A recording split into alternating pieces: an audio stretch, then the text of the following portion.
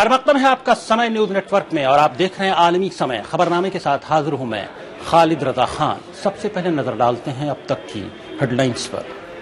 Headlines in association with विगोरा 5000, जिसके बूंद बूंद में है अपार शक्ति, 100% होम्योपैथी।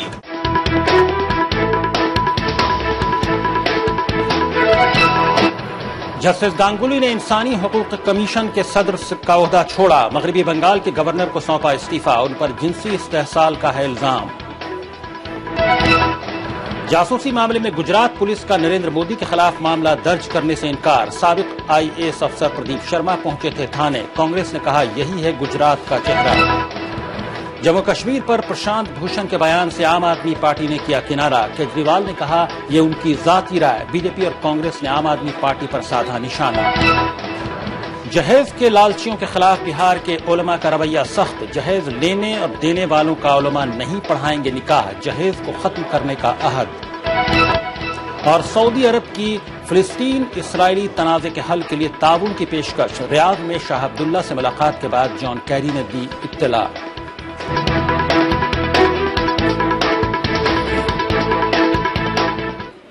आप देख रहे हैं खबरनामा। आप खबरें तफसील से। बुलेटिन में सबसे पहले बात करते हैं जस्टिस गांगुली की, जिन्होंने आखिरकार अपने ओहदे से इस्तीफा दे दिया। ट्रेनी वकील के साथ जिनसी इस्तेहसाल मामले में फंसे जस्टिस गांगुली ने आज मगरबी बंगाल के गवर्नर से मुलाकात की और उन्हें अपना इस्तीफा सौंप दिया। जस्टिस गांगुली मगरबी बंगाल के हकूक इंसानी कमीशन के चेयरमैन थे और उन पर इस्तीफे के लिए लगातार दबाव बनाया जा रहा था। समाजी कारकुन उनके खिलाफ एहतजाज कर रहे थे। इससे पहले मफाद आमा की 2 अर्जियां सुप्रीम कोर्ट ने खारिज कर दिया। इनमें एक अर्जी गांगुली के हक में जबकि दूसरी उनके खिलाफ थी। सुप्रीम कोर्ट ने दोनों अर्जियों को ये कहते हुए खारिज कर दिया कि कानून अपना काम करेगा।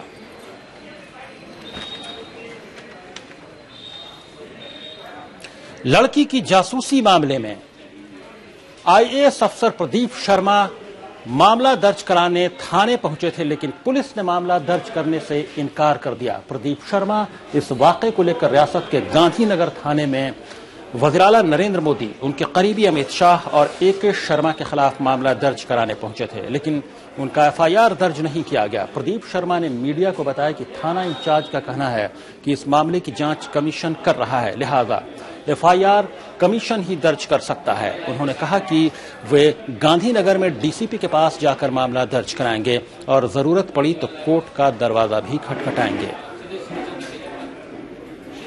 एविडेंस मैंने दे दिया है कि एक इलीगल एक्टिविटी हुई है, क्रिमिनल ऑफेंस हुआ है, तो एफआईआर होनी चाहिए।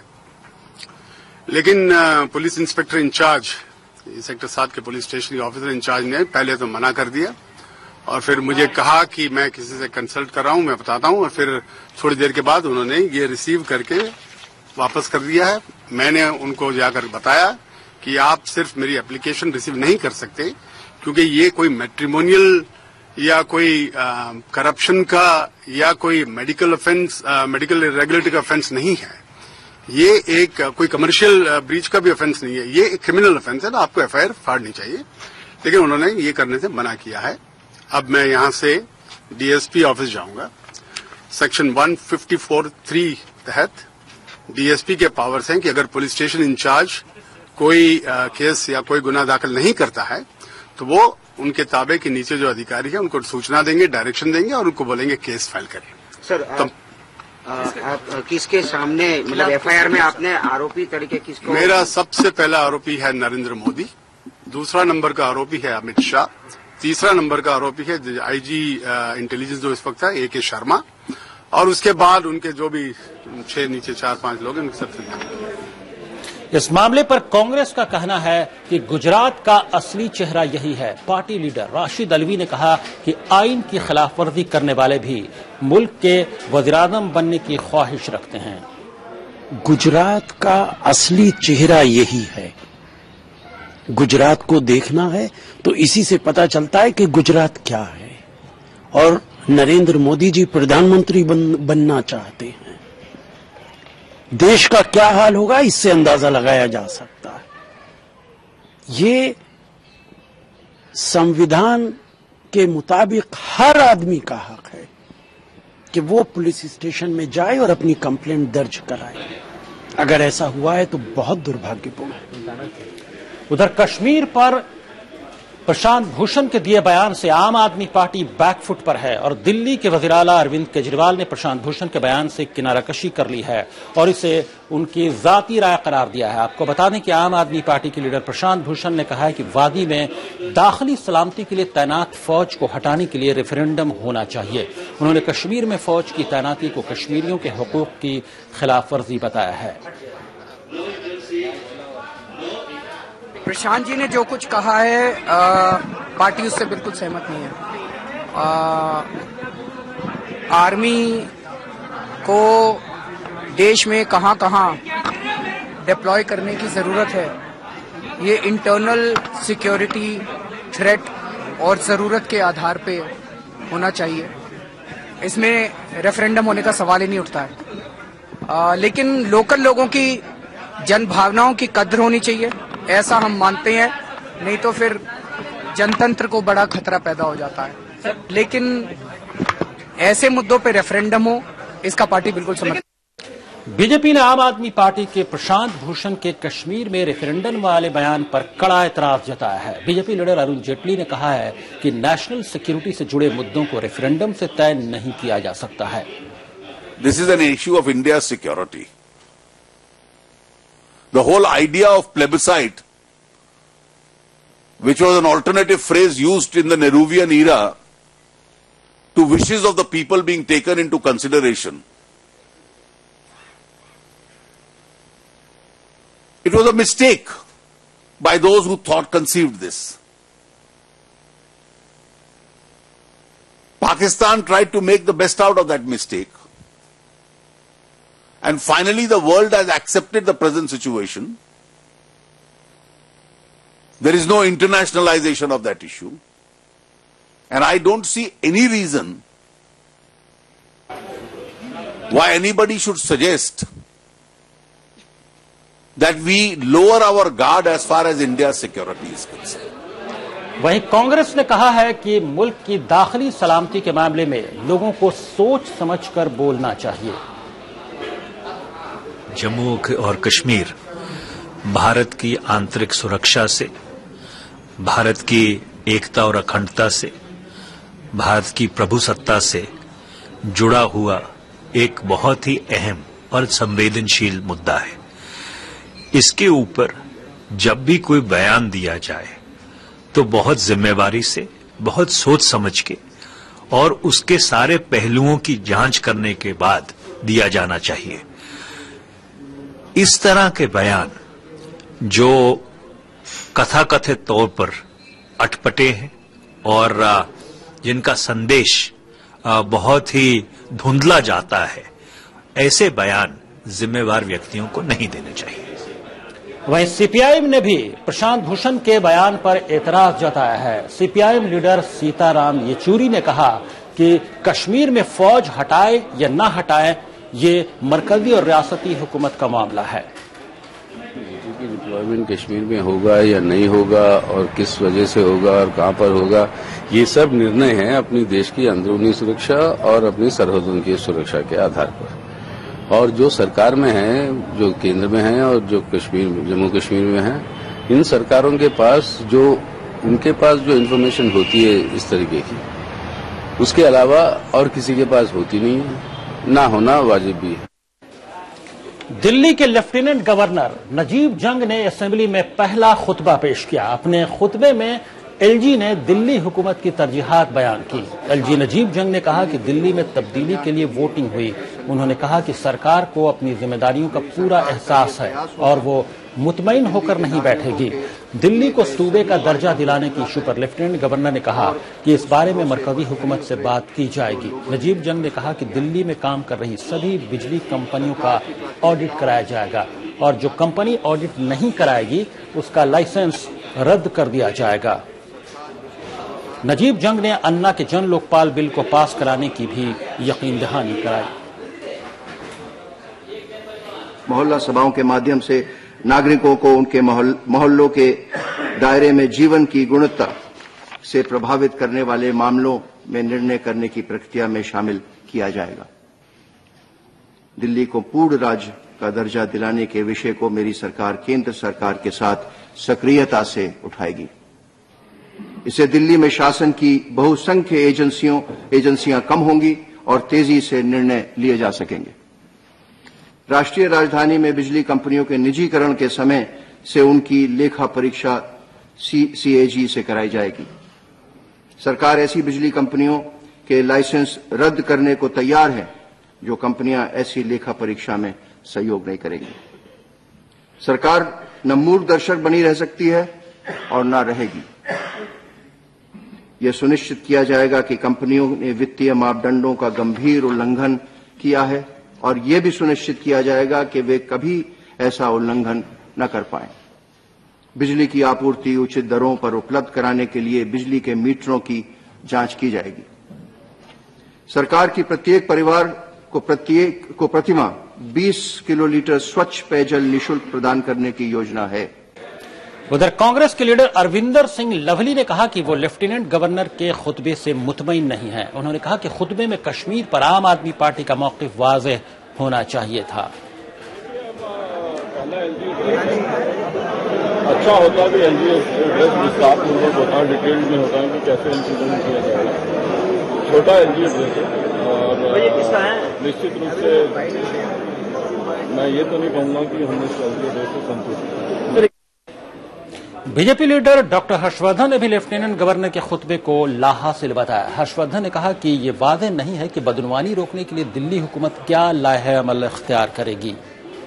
भ्रष्टाचार को समाप्त करने के लिए सरकार के पास क्या योजना है, इसका कोई जिक्र तक इसके अंदर नहीं है। और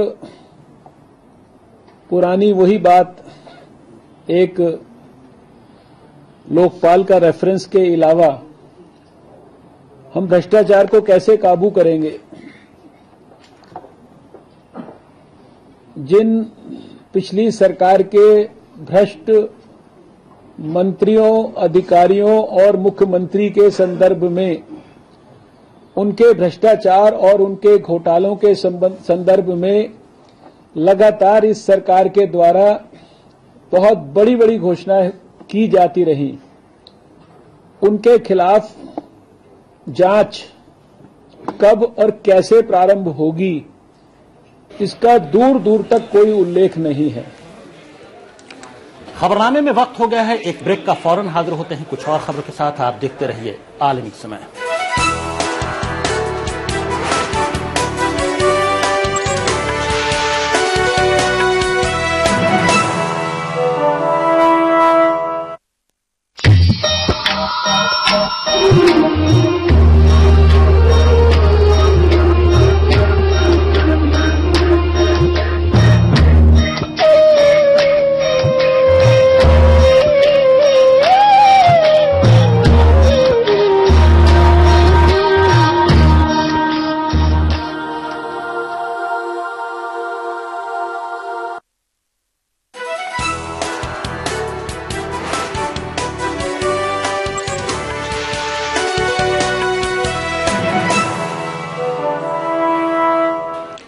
ब्रेक के बाद आलमी समय में आपका फिर खैर मकदम है। आप देख रहे हैं खबरनामा। दिल्ली में बिजली कंपनियों का ऑडिट CAG कर सकती है। हालांकि मामला अभी दिल्ली हाईकोर्ट में है, लेकिन आज दिल्ली हाईकोर्ट ने ऐसे ही एक मामले में टेलीकॉम कंपनियों के खातों की जांच CAG से कराए जाने को हरी झंडी दिखा दी। 2010 में CAG ने ऑडिट के लिए टेलीकॉम कंपनियों से खाते मांगे थे, लेकिन प्राइवेट और सरकारी के इशू पर मामला हाई कोर्ट में पहुंचा, जिस पर कोर्ट ने आज फैसला सुनाया। कोर्ट के मुताबिक ऐसी कंपनियां जिनका सरकार से लेन देन हो, उनका ऑडिट कराया जा सकता है। दिल्ली में बिजली कंपनियों ने भी प्राइवेट कंपनी होने का हवाला देकर ऑडिट के खिलाफ दिल्ली हाई कोर्ट का दरवाजा खटखटाया है। ऐसे में हाई कोर्ट का यह फैसला बिजली कंपनियों के लिए किसी झटके से कम नहीं है।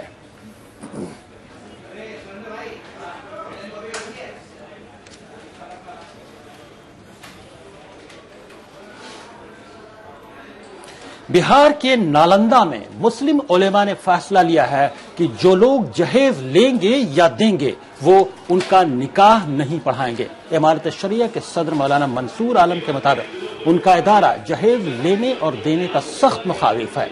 मंसूर आलम मजहबी तंजीम इमारत शरिया के सदर हैं। नालंदा में अइम्मा के एक इजलास के बाद ये फैसला लिया गया।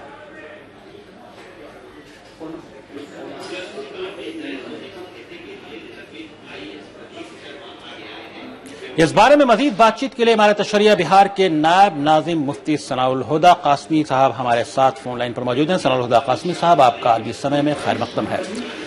ये जो फैसला है सनाउल हुदा कासमी साहब के, जो लोग जहेज देंगे या लेंगे उनके उलमा उनका निकाह नहीं पढ़ाएंगे, वाकई ये काबिल सताइश और काबिल ये कहें कि खुशाइंद बात है। आप क्या लगता है इसका असर होने वाला है अवाम में या समाज में? सबसे पहली बात तो यह है कि आप मौलाना मंसूर साहब को इमारत शरिया का सदर बता रहे हैं। वो सदर नहीं है, वो इमारत शरिया बिहार शरीफ के काजी हैं और नालंदा के उलमा के साथ उन्होंने मीटिंग करके ये बात की है। एक अच्छा फैसला है और इस फैसले का हम खैर मकदम करते हैं। हमें देखना चाहिए कि इस फैसले पर अमल दरामद के कितने अच्छे असरात सामने आते हैं। हमें उम्मीद करनी चाहिए कि ये इस अच्छे फैसले के असरात समाज पे पड़ेंगे और तिलक जहेज की लानत जो नासूर बन गई है पूरे समाज के लिए, वो इससे किसी हद तक जो है फायदा पहुंचेगा उन लोगों को जो तिलक जहेज से करार रहे हैं। सलाउल हुदा साहब, इससे पहले भी कई तंजीमों ने फैसला लिया है, मुस्लिम तंजीमों ने फैसला लिया, लेकिन बहुत ज्यादा दिनों तक वो उस पर कायम नहीं रह पाती। इस वजह से धीरे धीरे लोग भूल जाते हैं और फिर वही लानत शुरू हो जाती है जहेज की। बिल्कुल सही फरमाया आपने, ऐसा होता रहा है। लेकिन हम देखते हैं कि एक फैसला बहुत खुलूस से किया है बिहार शरीफ के लोगों ने, उलमा ने, तो हमको इंतजार करना चाहिए और हमें उसके मुस्बत असरात की दुआ भी करनी चाहिए और लोगों में इस बात को फैलाना भी चाहिए कि ये जो है लोग इससे जो है बचें और जितना बचना मुमकिन हो बचें और उलमा के बाइकाट से जो फायदा समाज को पहुंचेगा वो जाहिर है समाज को पहुंचेगा, इसलिए जो है समाज को उनका भरपूर ताउन करना चाहिए। मुफ्ती सनाउल हुदा कासमी साहब, इमारत शरिया बाज़ाब्ता तौर पर इसके लिए क्या इक़दाम कर रहा है? क्या कोई बाज़ाब्ता मुहिम चलाई जानी चाहिए इसके लिए? इमारत शरिया के वफूद के दौरे हर अजला में होते रहते हैं, साल में कई दौरे हम लोग करते हैं और इस्लाह माशरा उसका अहम उन्वान होता है और उसमें तिलक जहेज की लानत के खिलाफ हम लोग जो है तकरीरें करते हैं और समाज में उसकी मुहिम चलाते हैं कि भाई ये लानत है और इस लानत को खत्म होना चाहिए। जी, मुफ्ती सनाउल हुदा कासमी साहब, फोन लाइन के जरिए बातचीत में शामिल होने के लिए आपका बहुत बहुत शुक्रिया। जज़ाकल्लाह खैर, बहुत शुक्रिया। बढ़ते हैं अगली खबर की तरफ। महाराष्ट्र के समाजवादी पार्टी के रियासती सदर अबू आसिम आजमी ने मुजफ्फरनगर के शामली का दौरा किया और फसाद मुतासरीन से मुलाकात की। इस मौके पर उन्होंने कैंप में सर्दी से हुई बच्चों की मौत पर गम का इजहार किया और मौत पर अफसरान के दिए गए बयान की मजम्मत की। अबू आसिम आजमी ने अपोजिशन पार्टी को तनकीद का निशाना बनाया और कहा कि मुसलमानों को समाजवादी पार्टी से दूर करने की साजिश रची जा रही है। दूसरी पार्टियां चाहती हैं कि समाजवादी पार्टी से मुसलमान अलग हो जाए। देखिए, ऐसा है कि जब यहाँ पे इलेक्शन हुआ तो मुसलमानों ने खुल करके समाजवादी पार्टी को वोट दिया पूरा, और हमें अफसोस है। अफसोस मतलब क्या, हम खून के आंसू रो रहे हैं कि समाजवादी पार्टी पर मुसलमानों ने इतना भरोसा किया और समाजवादी पार्टी की सरकार में इतना बड़ा बलवा हो गया, समझा आपने। तो अब जो है ये मुसलमान समाजवादी पार्टी से बिल्कुल दूर हो जाए, नाराज हो जाए, कैसे अलग हो जाए, ये एक साजिश चल रही है। पटना में एक शख्स ने दावा किया है कि बिहार के बरौनी रेलवे स्टेशन पर लावारिस हालत में मिली तीनों बच्चियां उसकी ही बेटियां हैं। पटना के चाइल्ड होम प्रयास भारती में रह रही इन बच्चियों और अपने को इनका वालिद नंदकिशोर विश्वकर्मा की काउंसलिंग की गई है, लेकिन तंजीम अभी मुतमईन नहीं है। नवादा के रहने वाले नंदकिशोर का कहना है कि उसकी अहलिया जेवरात और 5 लाख रुपए लेकर अपने आशिक के साथ भाग गई थी। कोर्ट में शिकायत के बाद भी थाने ने कोई कार्रवाई नहीं की। इसके बाद उसकी अहलिया बच्चों को भी अपने साथ ले गई थी, लेकिन अब तक साफ नहीं हो पाया कि ये तीनों बच्चियां नंदकिशोर की बेटियां हैं। कोर्ट में भी केस भी किए हैं, फिर भी कोई एक्शन नहीं लिया। थाना वाला भी बोला अगर पैसा झड़ जाएगा तो फिर वो अपने आ जाएगी। यही बोला पुलिस लोग, कोई कार्रवाई नहीं हुई, कहीं से नहीं हुआ। वो राहुल राज कौन था, कहाँ से आया था? वो है अकौना देदौर का है, मोबाइल का दुकान किए हुए था मिर्जापुर में, डाकुआ के आ गया, वहीं पर से रिचार्ज कराते थे तो खुद रिचार्ज हो गया। आपके घर में अब कौन कौन है? इन बच्चों का परवरिश कैसे करेगा कोई? आप क्या क्या करते हैं घर में और कौन है देख रेख करने वाले? हमारे घर में तो कोई नहीं, बाकी 3 बचिया और हम हैं। आप क्या करते हैं काम? हम काम करते हैं गिर गिर। मंगलवार के दिन बाल कल्याण समिति बैठेंगी, क्योंकि हम लोगों को भी ये पुष्टि होना बहुत जरूरी है। बच्चे ठीक से नहीं पूरा बता रहे हैं कि ये बच्चे जाना चाहते हैं या नहीं। ये बच्चे चुप हो जा रहे बोलते बोलते। पहले भी ये बच्ची बता चुकी है कि पापा मारते पीटते। हम इन बातों को तह तक जानना चाहते हैं कि इसलिए इनको यहाँ बुलाया गया। इनकी भी आज काउंसलिंग की गई है और बच्चे से भी फिर काउंसलिंग अभी जारी ही है। आंध्र प्रदेश के बीबी नगर में एक केमिकल फैक्ट्री में आग लग गई, जिसमें लाखों रुपए का सामान जलकर खाक हो गया। बताया जाता है कि दिन में ही किसी वजह से आग लगी और देखते ही देखते आग ने भयानक शक्ल इख्तियार कर ली। इन तस्वीरों में देख सकते हैं आग किस कदर भयानक लगी है। बाद में बड़ी मशक्कत से आग पर काबू पाया गया। तस्वीरों में आप देख सकते हैं आग कितनी खतरनाक शक्ल इख्तियार कर चुकी थी और कितनी तेजी से आग तमाम तरफ आसपास फैल चुकी थी, जिस पर बड़ी मशक्कत के बाद काबू पाया गया।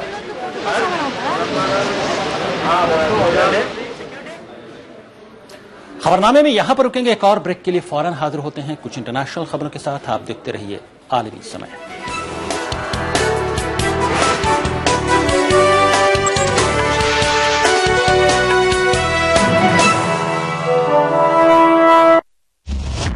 मुझे सिर्फ इतना पता है कि बहू बहू होती और बेटी बेटी बेटी। बहुएं कितनी भी पढ़ी लिखी क्यों ना, घर में हुक्म बस हमारा ही चलेगा। भारतीय परंपरा सिर्फ एक हिंदुस्तानी बहू ही समझ सकती है, कोई फिरंगी नहीं। अलग सोच है इनकी, अलग है राहें, लेकिन जुड़े हैं ये सभी एक रिश्ते से। देखिए आखिर बहू भी तो बेटी ही है। रात 9 बजे रिश्तों के भवन में उलझी नियति, रात 9:30 बजे फिरंगी बहू, रात 10 बजे हर सोमवार से शुक्रवार सहारा 1 पर।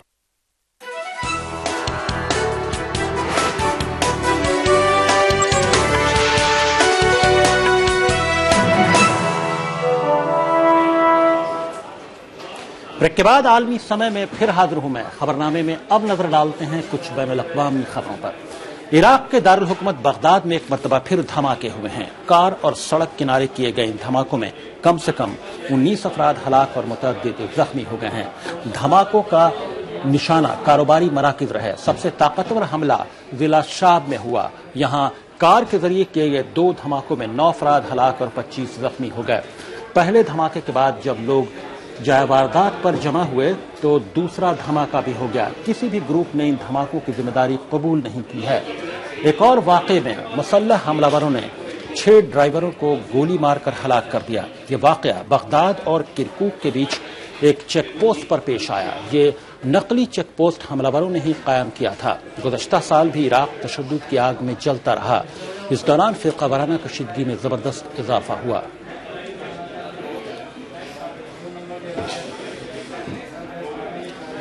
शामी बागियों ने समाजी राब्ते की वेबसाइट पर एक वीडियो अपलोड किया है, जिसमें बागियों को हलब में वाक़ एक इमारत पर कब्जा करते हुए देखा जा सकता है। हलब में ये इमारत मनबिज के नाम से जानी जाती है। ये वीडियो 5 जनवरी को फिल्माया गया था और इसमें बागी जंगजुओं को परचम लहराते हुए देखा जा सकता है। इसी बीच अल्लाह अकबर की सदा बुलंद होती है। किसी को ये भी कहते हुए सुना जा सकता है कि मनबिज पर बागियों ने कब्जा कर लिया है। 4 जनवरी को अलकायदा की शाख ISIL ने भी एक ऑडियो पैगाम जारी किया था, जिसमें कहा गया था कि अगर बागियों ने मुजाहिदीन के आने जाने पर लगी पाबंदी नहीं हटाई और अगर उन्होंने मुजाहिदीन पर हमले जारी रखे और अगर उन्होंने ISIL के गिरफ्तार जंगजुओं को रिहा नहीं किया तो वो इलाकों से निकल जाएगी, जिसके बाद बागियों का असद हुकूमत की फौज से लड़ना मुहाल हो जाएगा।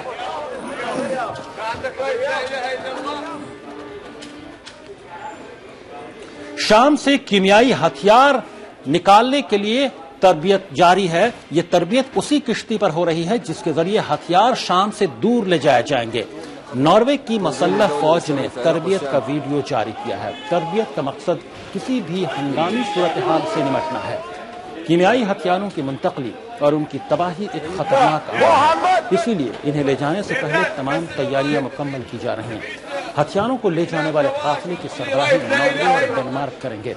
इस काफिले में रूस और चीन की किश्तियां भी शामिल होंगी। हथियारों को तबाह करने के लिए 31 दिसंबर तक इन्हें शाम से बाहर निकालना था, लेकिन खराब मौसम और मुल्क में बढ़ती कशीदगी के पेश नजर इस काम में ताखीर हो रही है।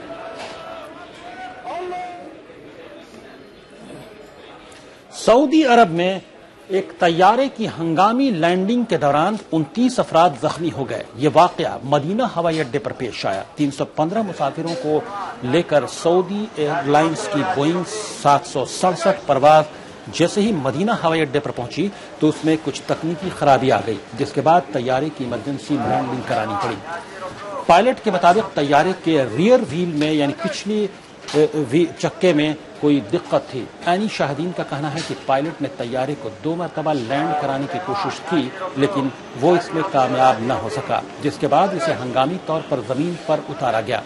18 जख्मी हवाई अड्डे पर ही जेर इलाज हैं, जबकि दीगर 11 अस्पताल में दाखिल हैं। 3 जख्मियों की हालत नाजुक बताई जाती है। अमरीकी वज़ीर ख़ारजा जॉन कैरी ने कहा है कि सऊदी अरब ने इसराइल और फिलिस्तीन का मसला हल करने की अमरीकी कोशिशों की तायीद की है। उन्होंने ये बात सऊदी फरमानवा शाह अब्दुल्ला बिन अब्दुल अजीज से मुलाकात के बाद कही। 2 घंटे 40 मिनट तक चली इस मुलाकात में कैरी ने शाह अब्दुल्ला को फिलिस्तीनी और इसराइली लीडरों के साथ अपनी बातचीत से भी वाकिफ कराया। सऊदी अरब के वज़ीर ख़ारजा सऊद अल फैसल ने जॉन कैरी और शाह अब्दुल्ला की मीटिंग को अब तक की सबसे खुशगवार मुलाकात करार दिया है। जॉन कैरी ने इसराइल से 2002 के अरब अमन मंसूबे पर नजरसानी करने की भी अपील की है।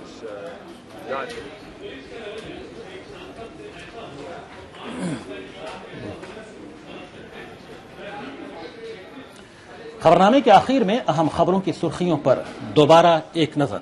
Headlines in association with Vigora 5000, जिसके बूंद बूंद में है अपार शक्ति, 100% होम्योपैथी।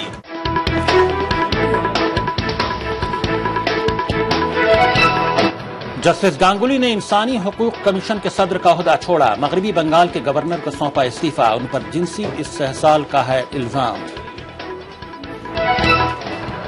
जासूसी मामले में गुजरात पुलिस का नरेंद्र मोदी के खिलाफ मामला दर्ज करने से इनकार। साबिक IAS अफसर प्रदीप शर्मा पहुंचे थे थाने। कांग्रेस ने कहा यही है गुजरात का चेहरा। जम्मू कश्मीर पर प्रशांत भूषण के बयान से आम आदमी पार्टी ने किया किनारा। अरविंद केजरीवाल ने कहा ये उनकी जाती राय। बीजेपी और कांग्रेस ने आम आदमी पार्टी पर साधा निशाना। जहेज के लालचियों के खिलाफ बिहार के उलमा का रवैया सख्त। जहेज लेने और देने वालों का उलमा नहीं पढ़ाएंगे निकाह। जहेज को खत्म करने का अहद। और सऊदी अरब की फिलिस्तीन इसराइल तनाजे के हल के लिए ताउन की पेशकश। रियाद में शाह अब्दुल्ला से मुलाकात के बाद जॉन कैरी ने दी इत्तला।